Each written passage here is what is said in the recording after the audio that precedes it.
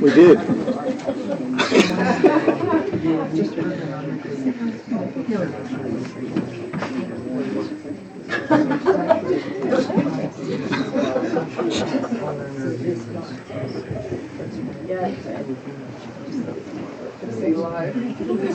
Somewhat live.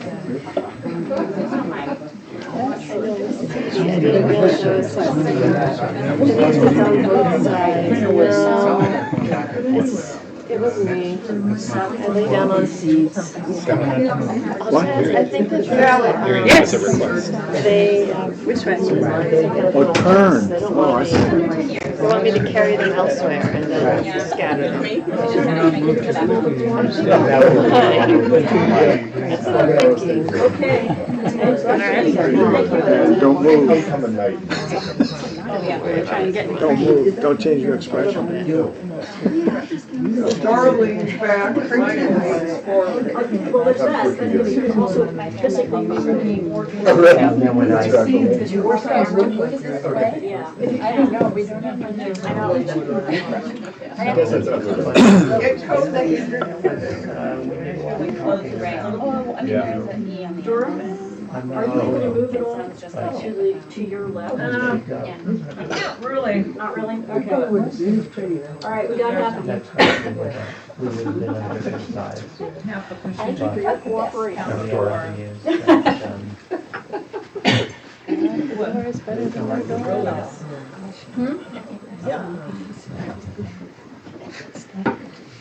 It's a full compliment.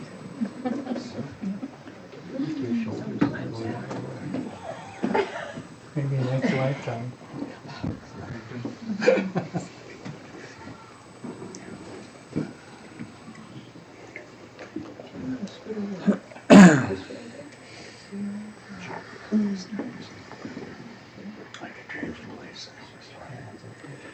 So this is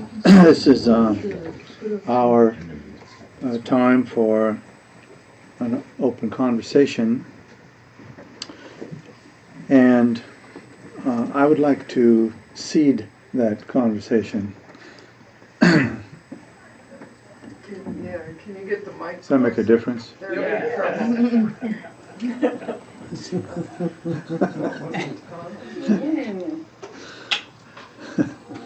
I would like to seed, like as in S-E-E-D, the conversation. And that doesn't mean that you can't, as usual, wander all over the planet.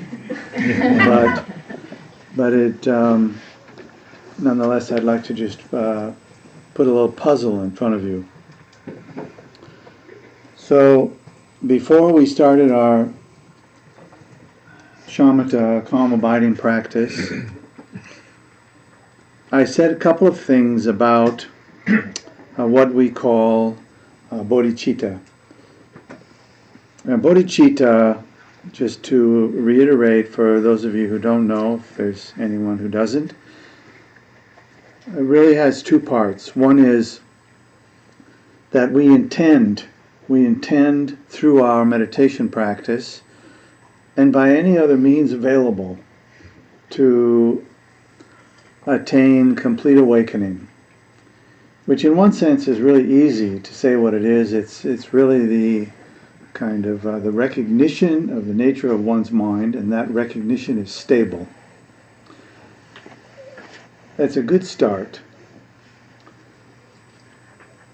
And the other part of the bodhicitta is the aspiration that through that awakening, and also during the awakening process, we hold this kind of profound aspiration to benefit all sentient beings. And the benefit, also one could ask, what is that? And kind of in a nutshell, we could say the benefit is to become free of the causes of suffering and kind of inherent causes of happiness.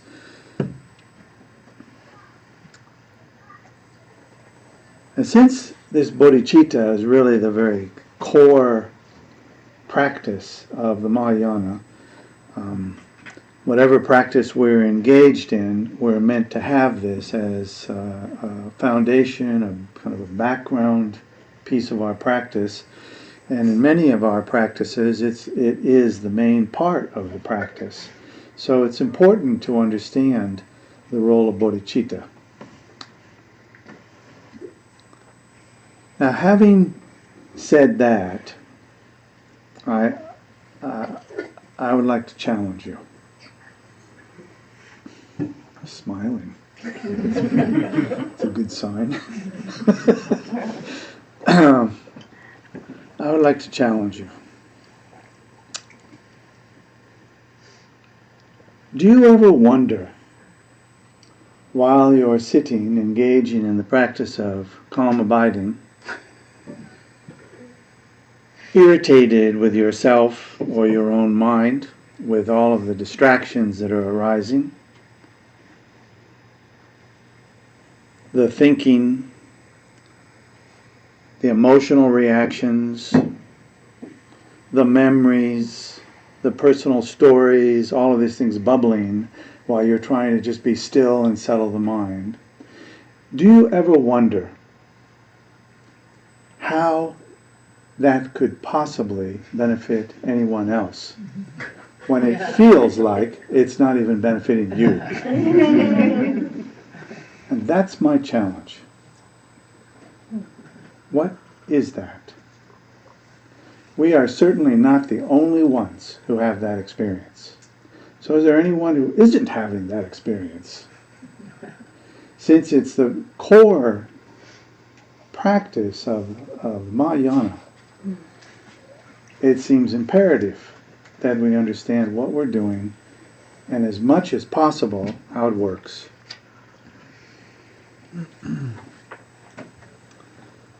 Linda, So I think for me, brave soul. I know. I figured I'd jump in. It supports compassion. It supports compassion. Yeah, when I see my own difficulties, it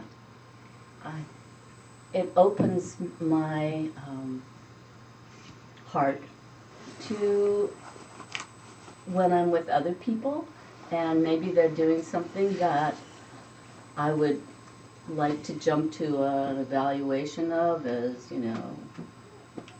from anywhere from sort of benign to pretty harsh. I can come back to that awareness of my own practice where I see, I think these thoughts, I get totally caught up in my own story. And I think it gives me a greater openness to just seeing this person as they are. So that's the only way I can relate to it being of any benefit to other That's people. good. So I just want to follow up with a small thing. How does that benefit others? Am I supposed to address that? Is that your answer? Well, I guess I hold the belief that if I can engage more in the practice of open-heartedness towards others, that engenders a like response in those I encounter, or maybe it adds just a little drop to that ocean of compassion. Yeah, all right. Thank you. Somebody, I missed somebody over here. Michael. Presupposing our interconnectedness, Presupposing our interconnectedness. I would say Presupposing? that we're sort of blazing a trail for those who don't know they have a mind or believe that they are their thoughts.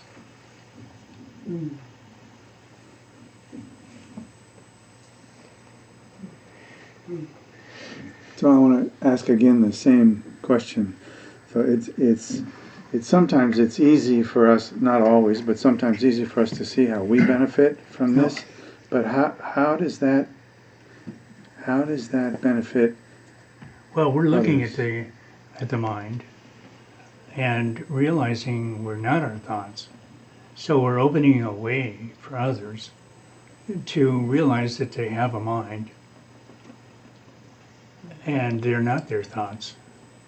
So we're encountering that. That's our experience. And it's opening a way for others to have the same experience and start to realize, that they are not their thoughts.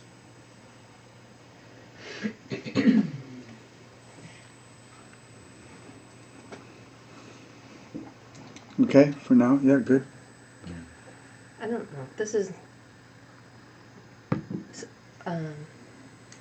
So I wonder if it always. I wonder if it always is benefiting everyone. That's the goal. If right? it always That's the what? aspiration is benefiting all sentient beings when I'm sitting. Yeah. I mean that's my aspiration, but I think maybe sometimes it's just not. And I really do think that sometimes. And I think sometimes it is, but it's little tiny moments. I have a friend who does, I'm a massage therapist, so I have a friend who does this like biodynamic craniosacral work. And the intention of it is she sits with the person and she has to like center herself, and then she creates, the intention is that she creates kind of on a like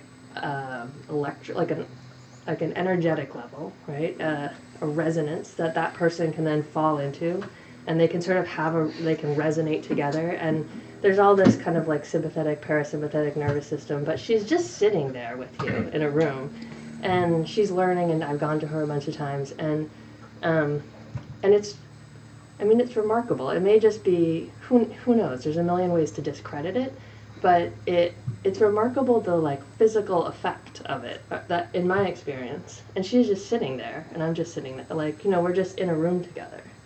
She's not like poking me or rubbing stuff on me or anything.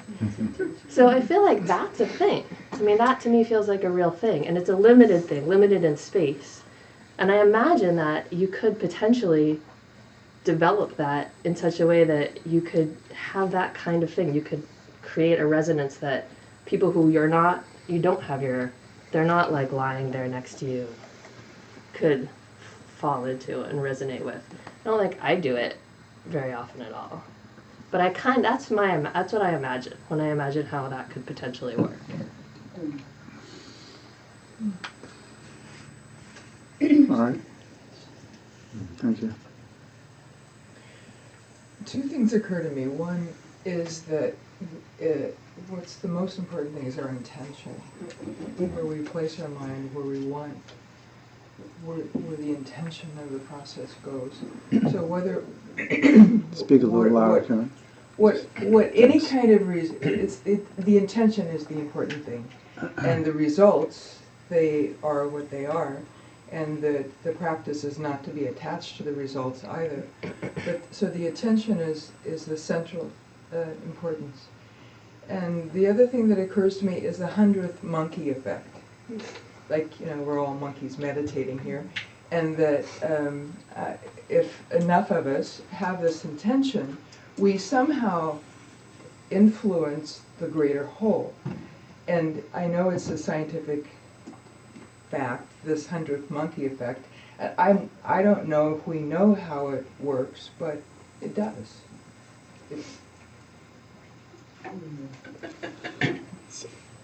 Okay, Diane, and then I want to add something. Sitting helps to remind me, to reassure me that my world is created by my mind. And therefore, the way that I interact with everyone and everything in my world is determined by my mind. And so that is how it influences everyone else. All right. So, can we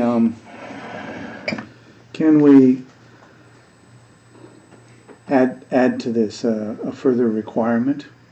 Imagine that if you did not understand how this worked, you would not do it.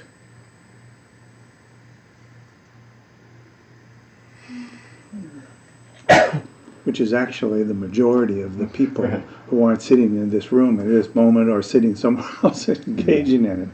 It's like if you imagine that if you did not understand and you had no sense of how the benefit would be even significantly more than just myself and one or two other people, then you would not engage in it.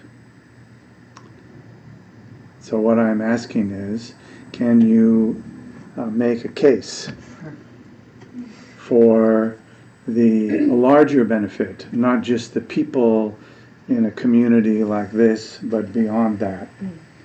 In other words, as a community, how does this community, when we are just sitting and meditating, how does that benefit all sentient beings, not just the people who are drawn into that in some way? Is there a way, or do we actually think that there isn't any benefit? Yes, I can't see. Oh yeah. There's actually already some research on this. Maharishi University in Fairfield, Iowa, did research on this where they just meditated. They had a group. They have a large group there of meditators. It's a college. And they noted the percentage of crime went down, and it was significant. So there's quite a bit of research on that already from that group. But how were the criminals affected? I don't know. Just the incidences of crime were reduced. Yeah. That's all they said. Yeah. I'm curious though about the larger, if we imagine, for example, let's take, for example, somebody like the Dalai Lama. So here we have someone who, without any personal intention, and apparently with no real interest in it, became a household word. And we might say, many of us might say, that many people have benefited by the mere presence of that person in this world, on this planet, in this century. And yet, so my question is, how did that happen? How is the benefit occurring there? So I get, in small places, we get that. It's easy to find those things. But in a larger context, do you think about it? Don't you wonder? I have a Wiseacre response, which is, it's magic. What I'm saying basically is I just take it on faith. Because I kind of am using that as a placeholder until I really do understand it. Yeah. Yeah, I think that's common. Yeah. I think this is not necessarily while you're sitting, but you're practicing with the motive of helping others. And if you practice that way, hopefully it happens off the mat. But at the very least, it's not doing any harm. It's not like you're out robbing and raping. So. Speak for yourself. I mean, while you're doing it. Yeah, I agree. Mary, yeah. So, in brief, maybe this is too simple an answer. I'm sorry, say that again. In brief, and maybe this is too simple of an answer, but I just know that for me, over the years, it has changed some of my behaviors. I don't think that I am a unique or unusual person. So I am, I believe that it also changes other people's behavior that do this consistently. I also believe that if you act differently, other people will react differently.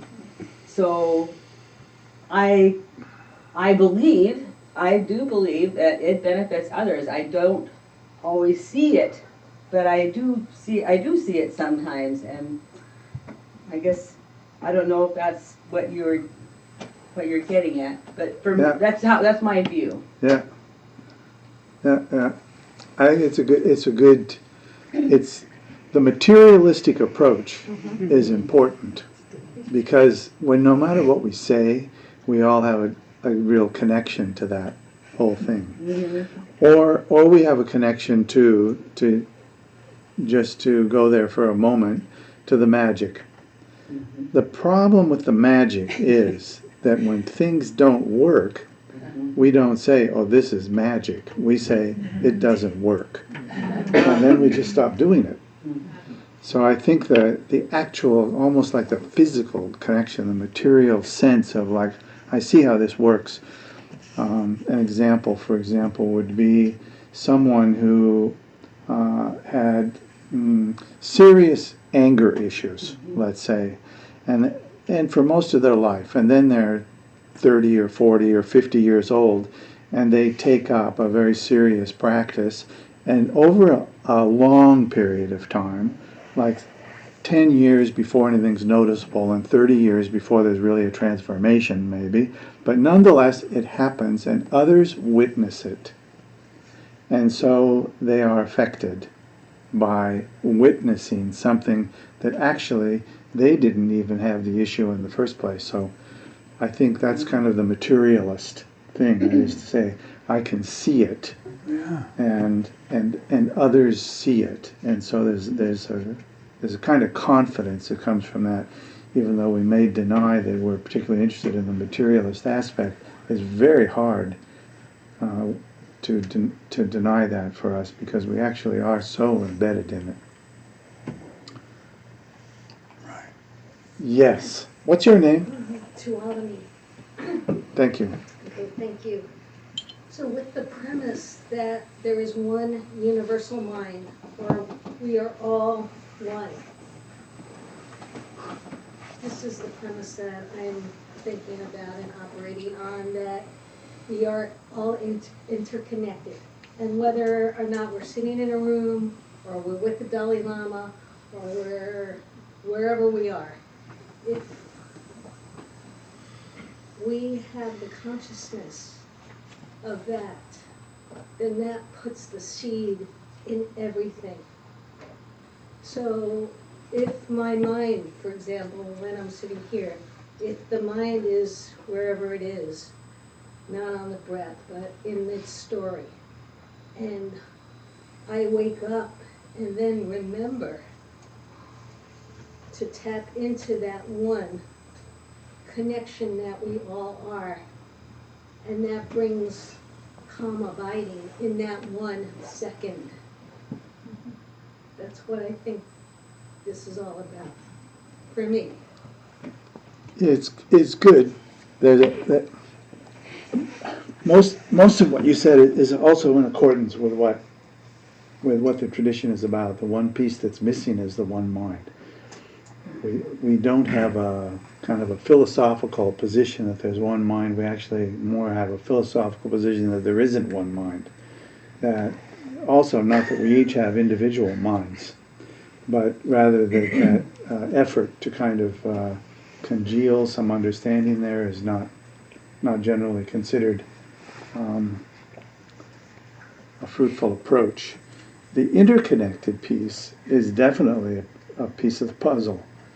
Like if we don't understand the interconnectedness, then we can't do Mary's thing of, I used to be an angerhead and now I'm nice and people like me and so I'm more encouraged to be nice, and it just kind of flows like that.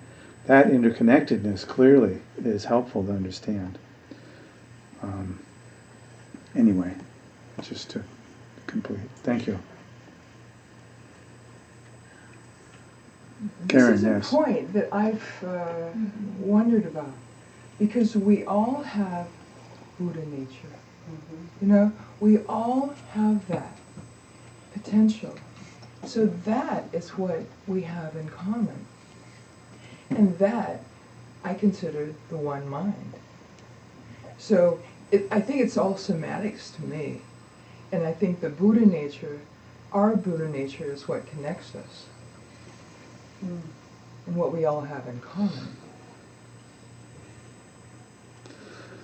Well, if you carry it there, then you also have to go to the place of, we also all have abject confusion in common. And so it's important to put that into the mix and not hold it outside, or the soup doesn't have all of its flavor. You know? Yeah. But there's a difference here, I think. And I think here we have some interesting points that are made by virtue of the diversity of philosophical positions by different Buddhist schools.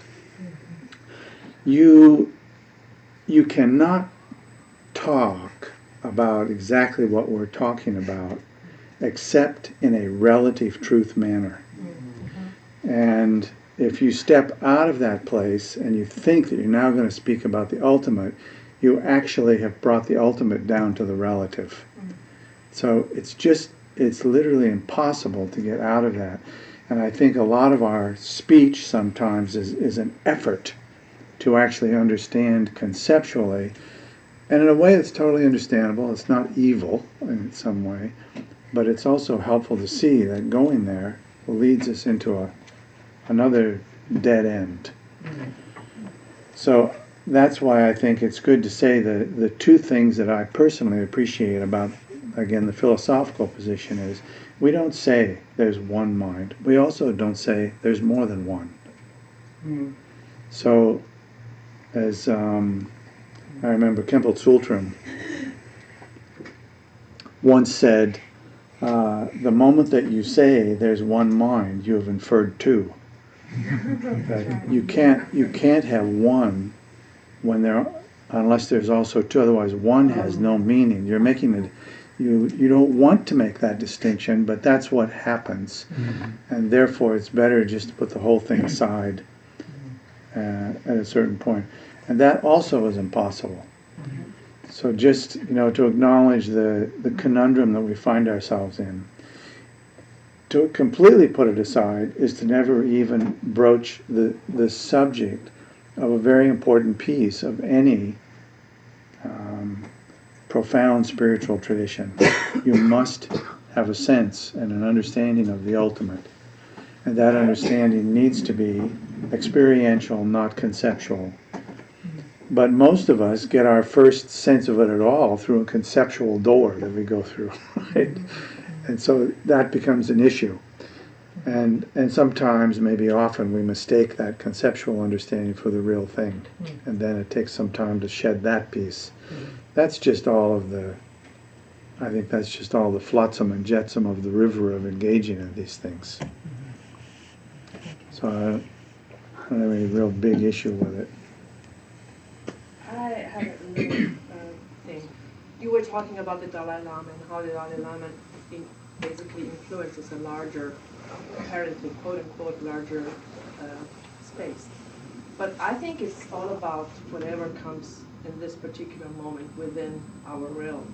And if you are a Dalai Lama, you have the opportunity to engage with a larger and different type of people. But it's always about whatever it is now within my environment. Or each one of us has their own environments, and I think that it's like becomes like a sum of everything, and then transforms the universe. But I'm a little girl, I have a little environment, I'm influencing that little environment. And if I'm the Dalai Lama, that's good for me to influence my little environment. It's made of chief of states or presidents or stuff, but it doesn't really matter. It's just anyway 100 people maybe.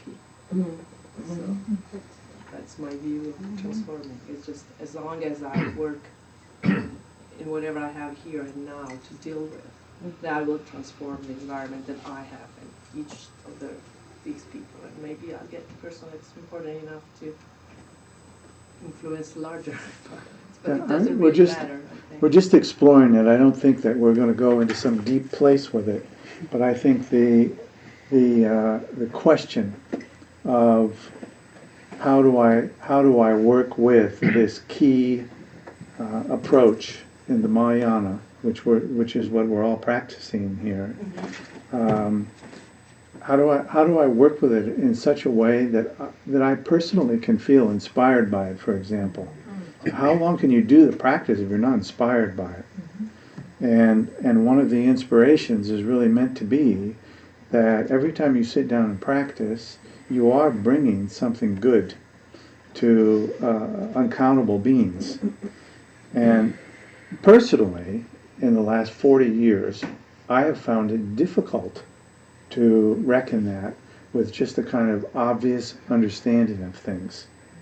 And I've known even some teachers who I respect have had so much trouble with it that sometimes they've said it's a serious act of selfishness to go into a long retreat and meditate.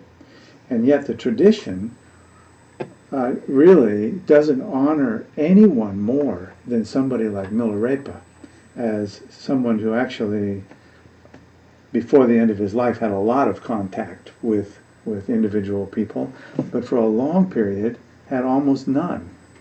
And yet, the honor there is for the enormous benefit to all sentient beings. So that's the other side of that. And how do you hold all those pieces together in such a way that it's inspiring and speak cogently about the way that these things fit together? The interconnectedness piece in everything we do is critical. And to understand it, not only from a kind of, again, materialist way, which I think actually is important to understand that piece, but also to understand that it's so profound that it's not actually possible to grasp it conceptually. Yeah, in fact, I don't have a conceptual understanding. It is more And like we all have experience. some, or we wouldn't be here. Yeah. Right? It's like it's the basis of what we do is that there's a sense of our connection to things and to people, whether we really understand it, whether we really work with it or not. We have some sense of it. Otherwise, when someone threatens us in the parking lot, we wouldn't run. Almost everything we do is based on some understanding of those things.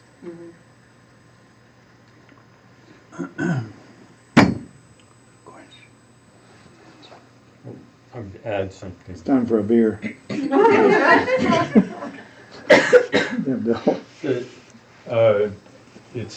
I think it's important, the last thing that you said, I think really bears repeating, so I'll just pretend like I'm actually saying something different. Otherwise, I just say like he said. That piece, there are some sort of fundamental sensibilities that are important to get, and that's the sense of connectedness is something that we can explore and explore and explore. And the sense of consequences is also something that we can explore. How we actually talk about it, we can get quite wrapped up in very particular formulations about how it makes sense to us right now, and that something that we read based on our particular situation feels like that really makes sense. Okay, now I've got it. And there's a sense of there's this aesthetic sense of relief when we feel okay, I've got it now. I swallowed something too big, but thank God it went down. But the process, we do actually have to digest it, and in the process of digesting it, we need to have a kind of an open-mindedness, kind of an open-heartedness about what we discover in our experience, and that will allow us to look in, and just because we've explained something well to ourselves does not mean that it's going to go over well for any other single person. And this can be very distressing, because we may think that our sense of connectedness actually is going to depend upon us all agreeing on this one very important principle. And if you look into this, you can actually see that the next world war could start by two Buddhists not being able to get together about this kind of, well, it's like this, no, it's like that, no, it's not, no, that's complete, no, Buddha would never say that. So there's a kind of a humility that that can come along after a while that I don't need to have it all completely settled. I got to have some good working principles, and when I start to look at my experience, I can start to see how these things go, and along the way, it might actually be. You're today in a position where you do have to kind of clear your throat and say, well, that's not exactly how, kind of what I know from what I've read and my experience, that's not exactly how you put the finer point on it from a Buddhist perspective. That might actually be a very unskillful thing to do in just general conversation. You might actually be undermining the thread that somebody has in their hands that will allow them to go into something. Just like trying to prove to somebody whose life is actually being transformed by a relationship with God and telling them, time out, no, God does not exist. We know about this, God does not exist. So there is something, and I think this is working in this way. It's part of the appreciation for interconnection, that it is this dynamic process. What we share and how we share it and how we connect is a very rich thing. And it's kind of there's a kind of a lightheartedness that can come in that, and an ability to meet other people in a way that's not threatening to them and not threatening to ourselves. There's a lot that can come in. But I think that having some basic sensibilities and then being willing to dive into the practice, being willing to just engage with other people in a way where you don't feel like you have some kind of evangelical duty to get them to get it right, or to protect yourself from their evangelical duty, which they may feel very strongly about, to do that, to correct you. Just to figuring out a way to play in that is very interesting. Sally.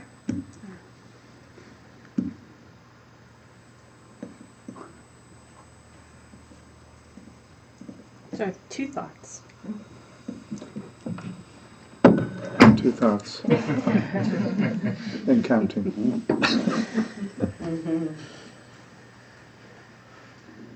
One is that as a practitioner on an experiential level, I do have confidence in the idea that when I finish my practice session and I dedicate the merit of what I'm doing, that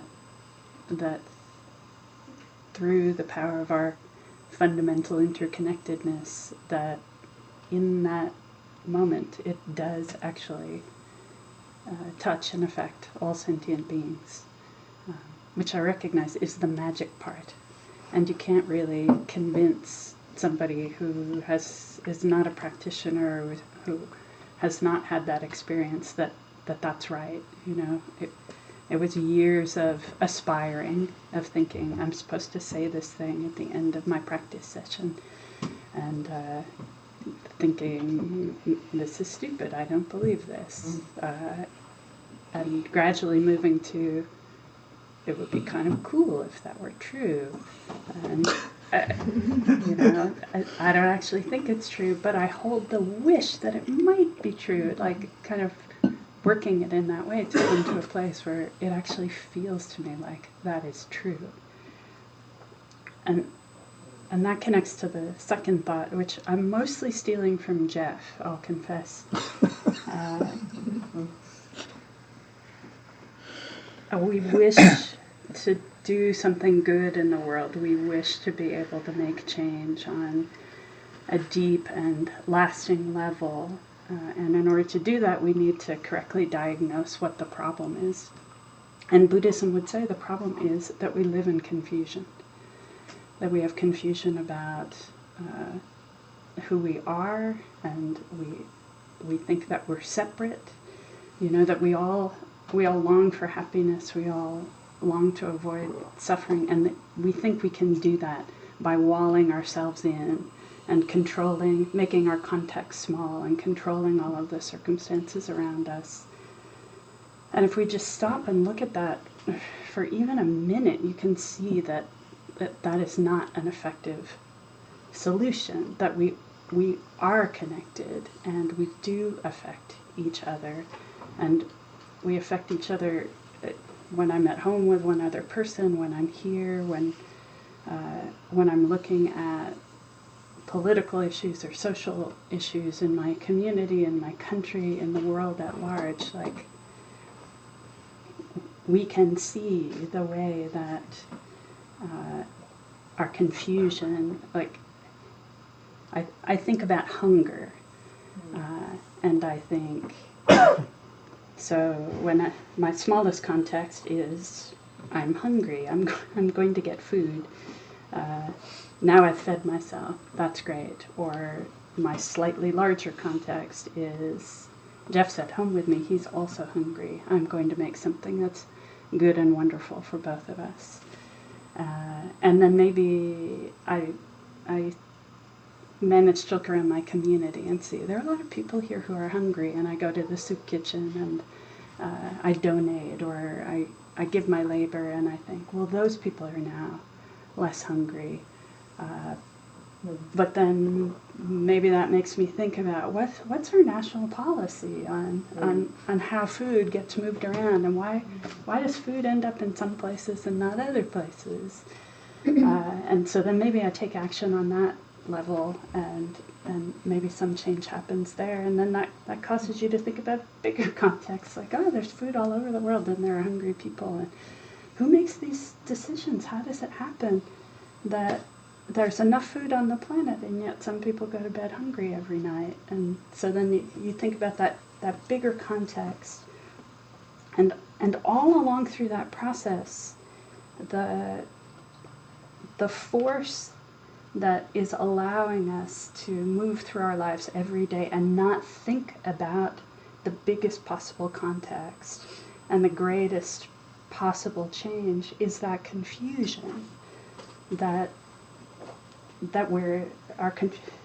this idea that we're not connected, this idea that we don't affect each other, this idea that that we actually can achieve our own benefit without achieving the benefit of others, that we can be happy even if people are starving on the other side of the world. And the only antidote to confusion is clarity. And that's the piece I'm stealing from a conversation I had with Jeff. Like, if confusion is the problem, clarity is the answer. And the practice is about manufacturing clarity and carrying clarity into the world. And I always think, early in our years coming here, I remember you quoting a story from Chogyam Trungpa back in the days when the anti-nuclear movement was really active. Somebody came to one of his Q&As and said, shouldn't we be out there protesting and making sure that the bomb doesn't exist and it never gets dropped again? And his answer fundamentally was, if you carry confusion into the world, you will create confusion, no matter how good you think your intention is. If you carry clarity into the world, the result will be clarity. And I feel like the right answers will arise from that place. So that's, in a practical and material sense, that's my idea about why the practice matters, and why it potentially matters to everyone, and why the Dalai Lama has the impact that he does, because wherever he goes, he is clarity, and he changes what happens around him, and he changes the way that other people experience the world. He makes clarity for other people. That's the best I got. Okay. We're coming down to the end here.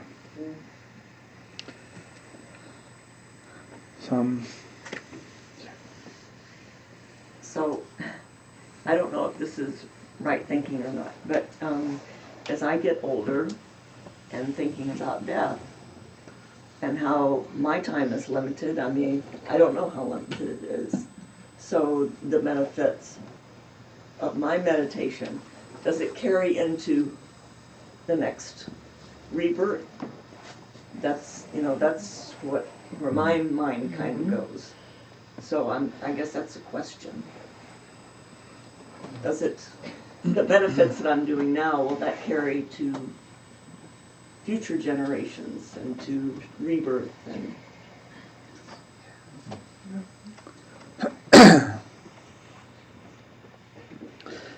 Well, that's a significantly larger question, but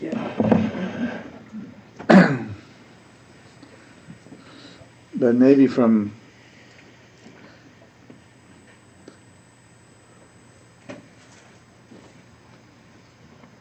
if you ask that question from the perspective of a sense of holding an unbounded view that my stream of experience doesn't have a beginning or an end, which is really in accordance with our, again, Mahayana understanding of Buddhism, that it's not so much to, personally I tend to step aside from the use of words like reincarnation, which we all have. It's a loaded, heavily, a lot of baggage with that term.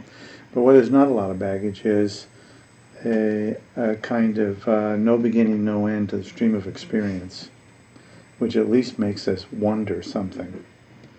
And in that context, if one just holds that view, that our experience appears to have beginnings and endings in little pieces, but actually it's a thread without a beginning and without an end. It never started and it never ended. And in that context, we could say that yes, everything that we do now will affect tomorrow, will affect future lives, will affect future generations, as we are affected by what they did in ways that we sometimes recognize and sometimes don't, but we recognize it enough to have some confidence that we are affected by all of the things that have occurred previously.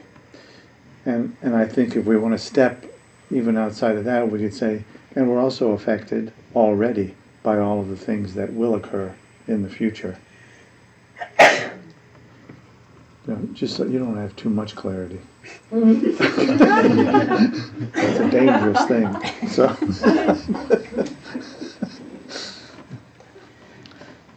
if we hold that kind of grand interconnectedness, it affects us. It affects us in a deep way. And I think one of the things that when you were speaking, Bill, I had the sense that one of the pieces of this is that helps us to relate to this question that we have on the table is a way in which we, let me say it this way, we are likely to appreciate it far more if we can embrace more of the diversity that's on the table in front of us, of all kinds, not just human diversity, but thinking diversity, and the diversity that we experience when we sit down and try to practice calm abiding, and we do everything but calm abiding. But nonetheless, there's still that continuous open fire hydrant of diversity that's unfolding that we normally don't appreciate. We normally feel revulsion to it, like I want to do calm abiding. I don't want to do all this stuff. The way out of doing all this stuff is to embrace it. It is the same diversity as the stillness of mind. So in time that becomes clear, not by rejecting pieces that we want, that we don't want, and grasping the pieces that we do want, but by just embracing the totality of it.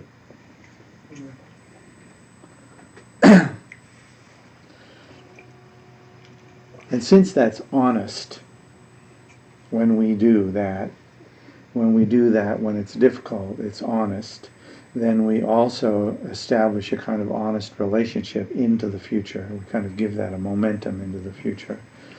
And we may not even recognize it because it may not ripen for a very long time.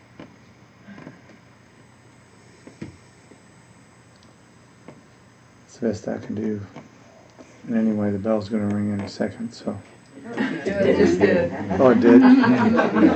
It was the polite version of That was the polite version, Yeah. The aggressive version is on its way. Okay, we'll dedicate the merit. By this virtue may I quickly realize Mahamudra and establish all beings without exception in this state.